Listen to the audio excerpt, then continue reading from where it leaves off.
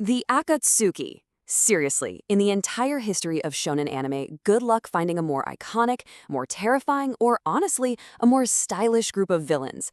These guys were a collection of S-rank rogue ninja, every single one of them a walking disaster. And the way they were organized? Always in pairs.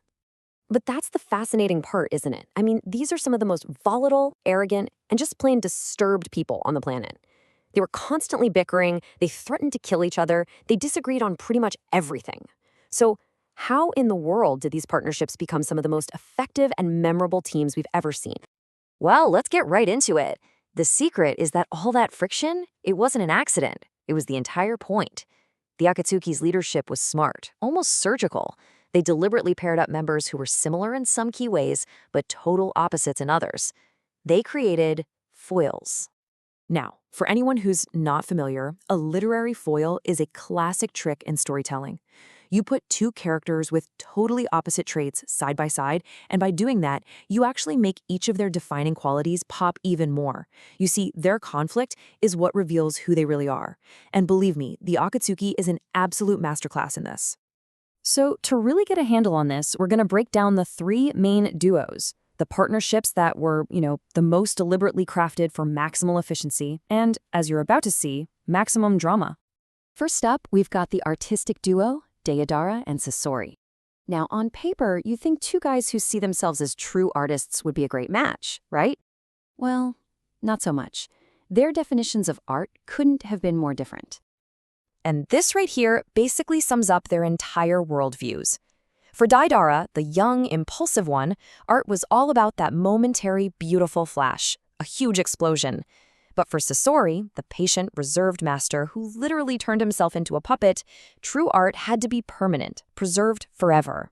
They argued about this all the time. But here's the genius part. Their opposing styles created perfect synergy in a fight. Deidara owned the sky with his massive explosions, while Sasori commanded an entire army on the ground. And get this, Sasori's puppet body didn't have lungs, which made him the only partner who could survive Deidara's deadliest microscopic bombs. So even with all their philosophical clashes, Deidara's respect for the master puppeteer made it a functional, if really tense, team. Next, we have maybe the most entertaining pair of them all, Hidan and Kakuzu, the zombie combo. These two were famous for two things, being pretty much immortal and never ever shutting up about how much they hated each other's guts. Just like our artists, their worldviews were from different planets. Hidan was a full-on religious zealot, a guy who saw his gruesome sacrifices as a holy mission. Kakuzu, on the other hand, was the ultimate materialist. He was a cynical bounty hunter who worshipped one thing and one thing only, money. And nothing, I mean nothing, sums up Kakazu's entire philosophy better than this one line right here.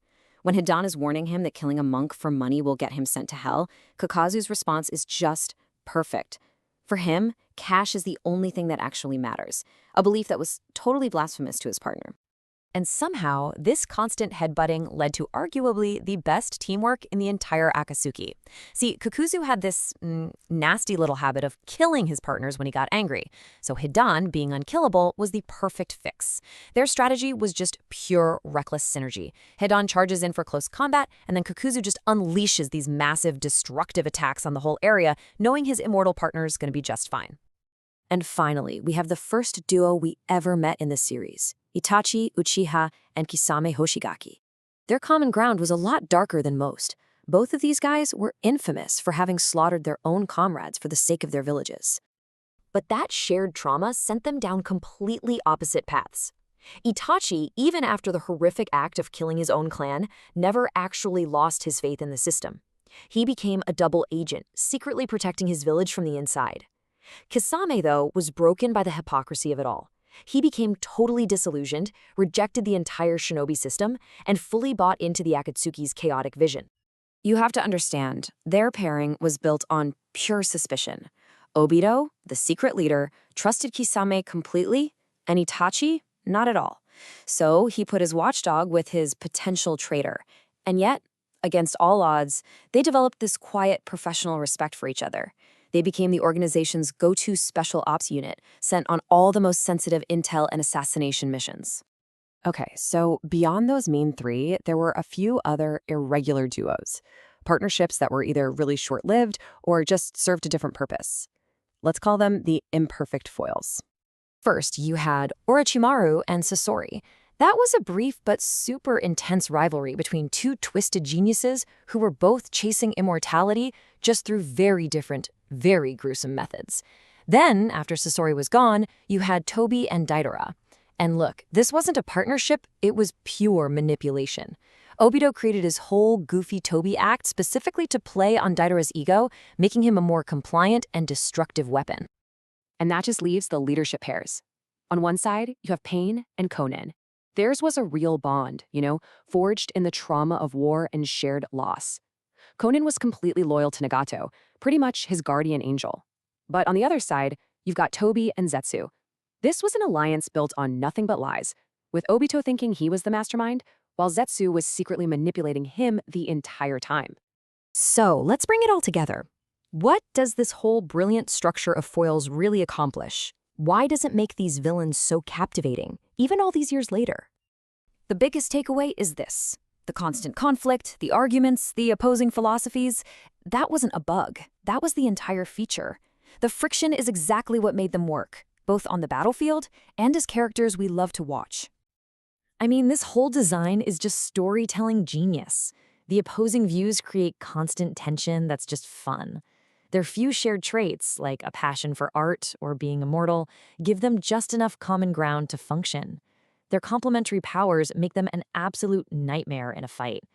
And maybe most important of all, by forcing them to defend their worldview against their partner day in and day out, we get to see the deepest, most essential parts of who they are. It really leaves you with a fascinating question to chew on, doesn't it? In stories, and hey, maybe even in real life, what really makes a great partnership? Is it perfect harmony and always agreeing? Or is it that creative spark that can only come from a little bit of conflict? The Akatsuki, well, they definitely make a strong case for the latter.